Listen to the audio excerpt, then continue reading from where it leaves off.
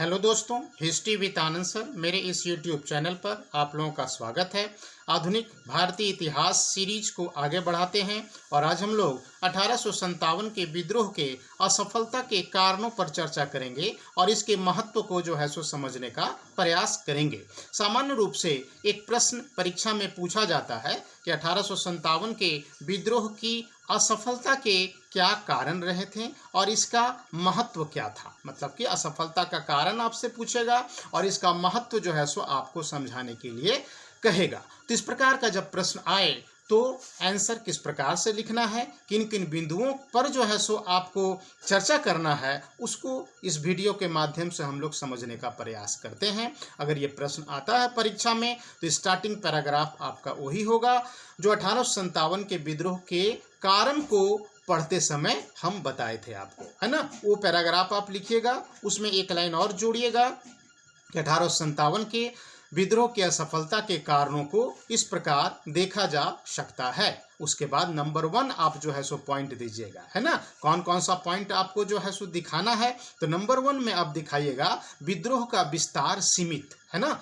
विद्रोह का विस्तार सीमित, ये आपका पहला पॉइंट होगा। इसमें आप दिखाइएगा कि विद्रोह पूरे देश में सभी क्षेत्रों में समान रूप से नहीं फैला। मतलब ये जो विद्रोह स्टार्ट हुआ तो पूरे भारत में एक समान रूप से सो इसका फैलाव हम लोग नहीं देखते हैं, है ना। उत्तर भारत का क्षेत्र, मध्य भारत का क्षेत्र में तो इस विद्रोह की व्यापकता हम लोगों को नज़र आती है, लेकिन दक्षिण भारत में या कश्मीर वगैरह का क्षेत्र या पंजाब वगैरह का जो क्षेत्र था या बंगाल ही क्यों ना हो, तो इन क्षेत्रों में हम लोग सो बहुत विद्रोह की व्यापकता को, उसकी तीक्ष्णता को सो उस प्रकार से महसूस नहीं करते जैसा कि हम लोग उत्तर भारत और मध्य भारत में सो महसूस करते हैं। तो स्वाभाविक था कि विद्रोह का प्रसार, विद्रोह का फैलाव पूरे भारत में चूँकि समान रूप से नहीं हो पाया तो इस विद्रोह को कुचलना अंग्रेजों के लिए सो आसान हो गया। ठीक है, हम लोग देखते हैं कि बंगाल, पंजाब, कश्मीर,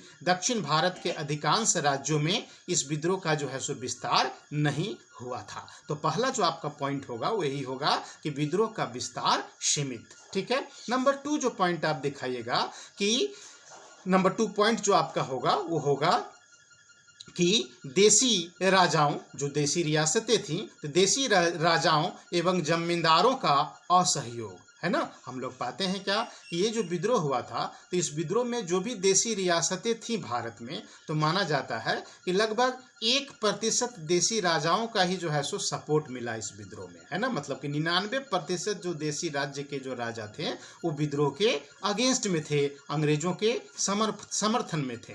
इसी प्रकार से जो सामंतों का जो वर्ग था, जो जमींदारों का जो वर्ग था, तो जमींदारों का भी सो सपोर्ट नहीं मिला, विद्रोहियों को कोई सपोर्ट नहीं मिला। उल्टे इन देसी रियासतों के राजाओं ने और जमींदारों ने विद्रोह को कुचलने में अंग्रेजों की भी सो सहायता की। हम लोग पाते हैं कि सिंधिया हो, होलकर हो, निजाम हो, जोधपुर के राजा हों, पंजाब के सिख सरदार हों या और भी छोटे बड़े जो राजा थे, है ना, और बहुत सारे ऐसे जमींदार थे जिन्होंने अंग्रेजों का सो समर्थन किया और यह एक बहुत बड़ा कारण था इस विद्रोह की असफलता का, है ना।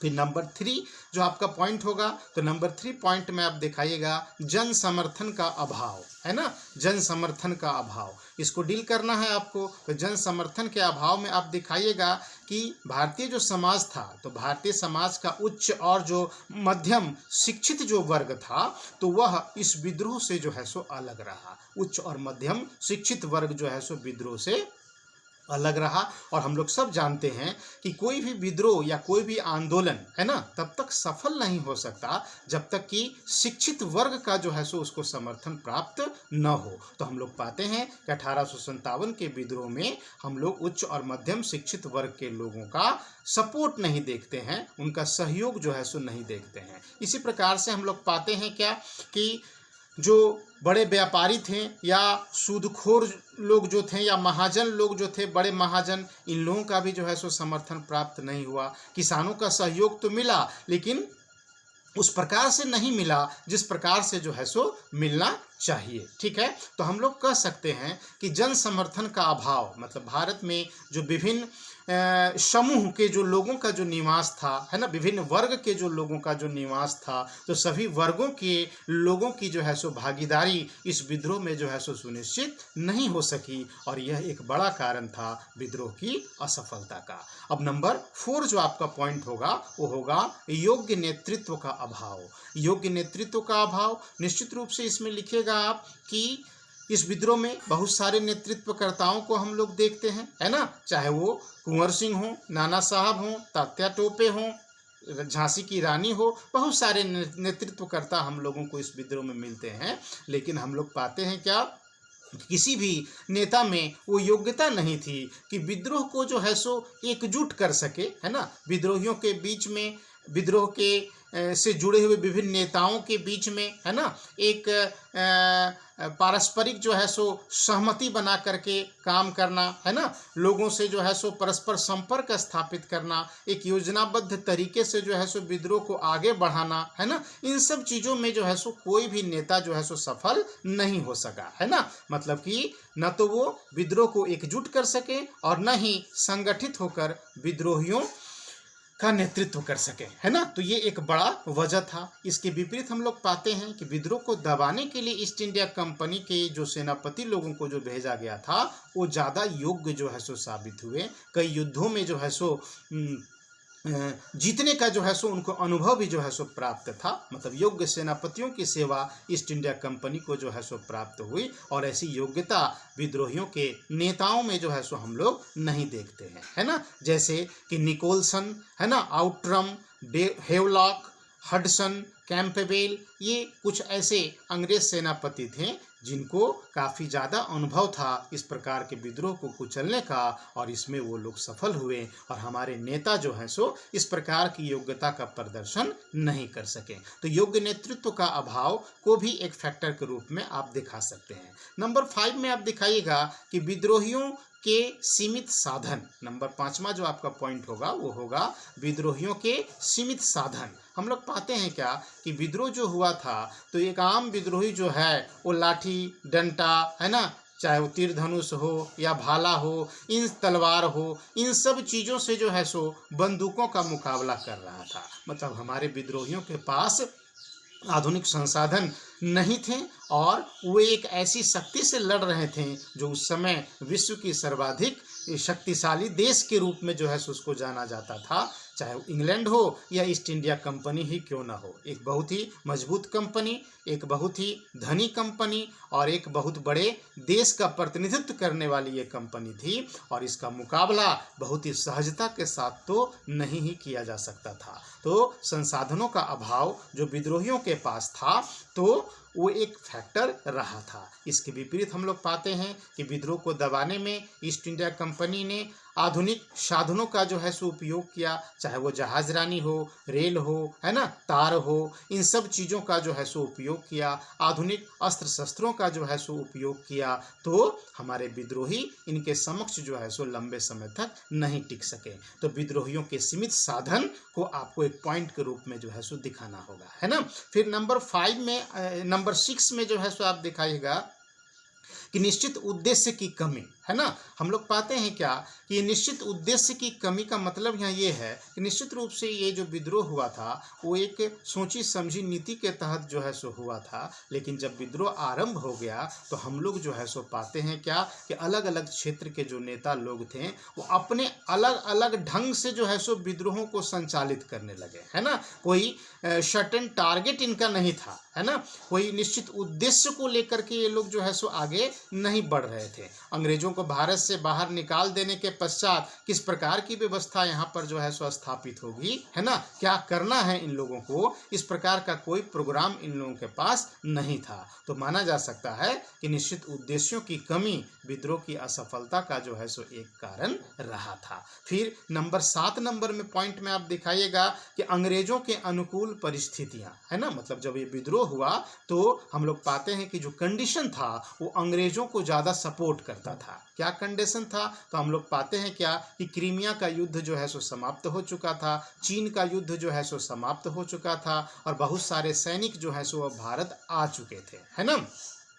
तो हम लोग पाते हैं क्या कि विद्रोह को दबाने के लिए, है ना, अंग्रेजों को जो है सो सैनिकों के अभाव का जो है सो सामना नहीं करना पड़ा। ठीक है, तो हम लोग कह सकते हैं कि अंतर्राष्ट्रीय परिस्थिति अंग्रेजों के जो है सो अनुरूप थी, अनुकूल थी, जिस वजह से जो है सो विद्रोह को जो है सो आसानी से दबा दिया गया। ठीक है, फिर नेक्स्ट पॉइंट जो आपका 8वां नंबर पॉइंट होगा वो ये होगा कि ब्रिटिश साम्राज्यवाद का शक्तिशाली पक्ष।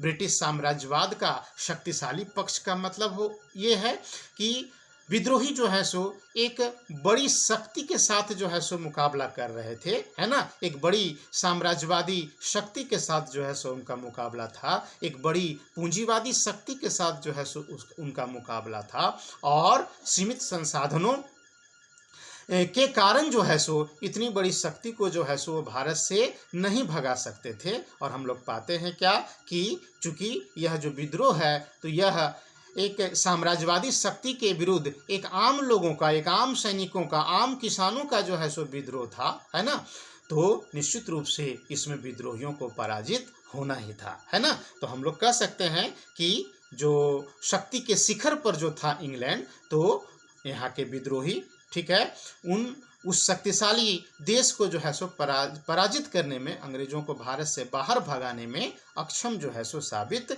हुए। ठीक है, फिर नेक्स्ट जो पॉइंट आपको दिखाना है वो सबसे इम्पॉर्टेंट भी लगता है, नंबर 9 पॉइंट में आप दिखाइएगा कि निश्चित तिथि से पूर्व विद्रोह का आरंभ हो जाना। हम लोग पाते हैं कि यह जो विद्रोह हुआ तो इस विद्रोह के लिए एक निश्चित तिथि निर्धारित की गई थी, 31 मई 1857 की तिथि निर्धारित की गई थी, लेकिन विद्रोह बहुत पहले ही मंगल पांडे के द्वारा जो है सो मार्च महीना में ही आरंभ कर दिया गया, तो अंग्रेजों को संभलने का मौका मिल गया और आसानी से जो है सो विद्रोह को कुचल दिया गया, है ना। अगर निश्चित तिथि को, अगर विद्रोह एक साथ पूरे भारत में आरंभ हो जाता तो एक भी अंग्रेज भारत में नहीं बचता, ऐसी स्वीकारोक्ति अंग्रेजों के द्वारा भी जो है सो की गई थी। ठीक है, मतलब कि निश्चित तिथि से पूर्व विद्रोह का आरंभ हो जाना विद्रोह की जो है सो एक असफलता का जो है सो एक कारण माना जा सकता है ना।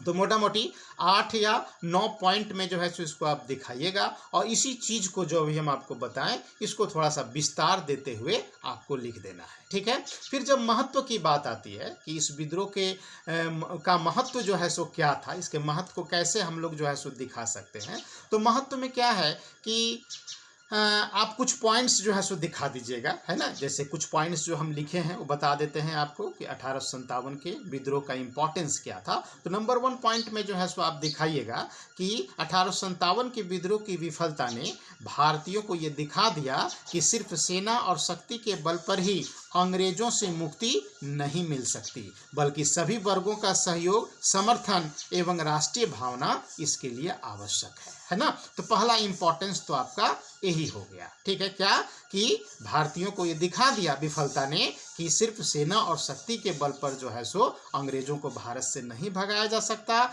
इसके लिए सभी वर्गों का सहयोग, समर्थन आवश्यक है, राष्ट्रीयता की भावना आवश्यक है। ये समझ में आ गया विद्रोहियों को। तो ये पहला इसका महत्व हम लोग कह सकते हैं कि था। नंबर 2 में आप दिखाइएगा कि भारतीयों में राष्ट्रीय भावना का बीजारोपण करने में यह विद्रोह जो है सो सफल रहा। मतलब भारत में राष्ट्रीयता का जो उद्भव और जो विकास हुआ उसमें 1857 के विद्रोह की भी जो है सो एक प्रमुख भूमिका मानी जाती है। तो कह सकते हैं कि राष्ट्रीय भावना का बीजारोपण इस विद्रोह के माध्यम से हुआ। ठीक है, नंबर 3 में आप दिखाइएगा कि ब्रिटिश सरकार का ध्यान, है ना, अब देश के आंतरिक दशा को सुधारने की ओर उन्मुख हुआ, है ना। इससे ब्रिटिश सरकार भी जो है सो अलर्ट हो गई, ईस्ट इंडिया कंपनी भी जो है सो अलर्ट हो गई, और अब उसको लगने लगा कि आंतरिक सुधार जो है सो जरूरी है ना। लंबे समय तक जो है सो किसी भी चीज़ को दबा करके नहीं रखा जा सकता है। तो हम लोग पाते हैं क्या कि इसका एक महत्व ये भी था कि ब्रिटिश सरकार का ध्यान देश की आंतरिक दशा को सुधारने की ओर जो है सो गया। ठीक है, और भारतीय इतिहास में हम लोग पाते हैं क्या कि पहली बार जो है सो सक्रिय होकर के बहुत सारे आंतरिक सुधार ब्रिटिश सरकार के द्वारा जो है सो किए जाते हैं, जो परिणाम सेक्शन में जो है सो हम लोग देखेंगे। नंबर 4 आप जो महत्व दिखाइएगा वो दिखाइएगा कि ब्रिटिश सरकार नंबर 4 में आप दिखाइएगा कि इस विद्रोह ने, है ना, विद्रोहियों को एकता और संगठन का भी जो है सो पाठ पढ़ाया, है ना। मतलब इससे विद्रोही एकता और संगठन के महत्व को जो है सो समझने में सफल रहे और इसी एकता और इसी संगठन के महत्व का उपयोग जो है सो आगे के आंदोलन में जो है सो हम लोग देखेंगे। तो 1857 के विद्रोह के महत्व को आप 4 पॉइंट में जो है सो दिखा दीजिएगा, है ना। नंबर 1 पॉइंट में दिखाइएगा कि इस विफलता ने भारतीयों को यह दिखा दिया कि सिर्फ सेना और शक्ति के बल पर अंग्रेजों से मुक्ति नहीं मिल सकती, बल्कि इसके लिए सभी वर्गों का सहयोग, समर्थन आवश्यक है, राष्ट्रीय भावना आवश्यक है। नंबर 2 में आप दिखाइएगा कि इससे भारतीय जो राष्ट्रवाद है ना, राष्ट्रीयता का जो है सो बीजारोपण हुआ इस विद्रोह के कारण। ये एक बड़ा महत्व है इस विद्रोह का। फिर तीसरा आप दिखाइएगा कि ब्रिटिश सरकार भी जो है सो अब देश की आंतरिक दशा को सुधारने की ओर जो है सो उन्मुख हुई, है ना। और फिर नंबर 4 में दिखा दीजिएगा कि एकता और संगठन का जो है सो इसने पाठ पढ़ाया विद्रोहियों को या फिर भारतीयों को। ये 4 महत्व है, इसको अपने ढंग से आप जो है सो विस्तार दे सकते हैं। तो यदि ये प्रश्न परीक्षा में पूछा जाता है कि 1857 के विद्रोह की असफलता के कारणों का उल्लेख करें और इसके महत्व को समझाएं, तो इन चीज़ों को जो है सो आपको रख देना है। धन्यवाद।